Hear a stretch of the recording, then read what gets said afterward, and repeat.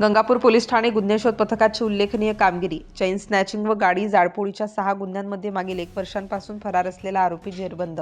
दिनांक 22/1/2026 रोजी जय शिवम बंगला, शिवाजीनगर, नाशिक येथे गुन्हेगार किसन परदेशी व त्याचे 2 साथीदार यांनी फिर्यादीचे मालकीचे रिट्स लिकर लाऊंज येथे झालेल्या भांडणाचा राग मनात ठेवून कंपाऊंडमधील घरासमोर उभ्या असलेल्या महिंद्रा XUV व मॉरिस गॅरेज कार ह्या 2 वाहनांना आग लागून नुकसान केले व फिर्यादी यांचे राहते घर जाळण्याच्या उद्देशाने फिर्यादीच्या घरावर पेट्रोल टाकून घराच्या दरवाजाला व खिडकीला आग लावून सदरचा आरोपी फरार झाला. त्याबाबत गंगापूर पोलीस ठाणे येथे गुन्हा दाखल करण्यात आला.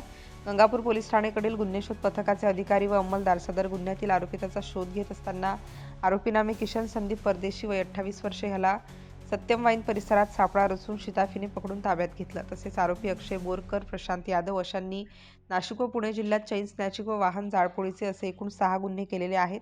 आरोपी किशन संदीप परदेशी वय 28 वर्षे हा चेन स्नॅचिंगच्या गुन्ह्यामध्ये पाहिजे व फरार आरोपी असल्याचे निष्पन्न झाले. सदरची कारवाई वरिष्ठ पोलीस निरीक्षक मधुकर कड, सहाय्यक पोलीस निरीक्षक तुषार देवरे, पोलीस उपनिरीक्षक भारत पाटील, पोलीस हवालदार गिरीश महाले, पोलीस अंमलदार गोरख साळुंके, पोलीस अंमलदार तुळशीदास चौधरी, पोलीस अंमलदार प्रवीण केदारे, पोलीस अंमलदार सुजित जाधव, पोलीस हवालदार भागवत थविल यांनी केलेली असून गंगापूर पोलीस स्टेशनकडील गुन्ह्याचा पुढील तपास सहाय्यक पोलीस निरीक्षक शांताराम महाजन करीत आहेत.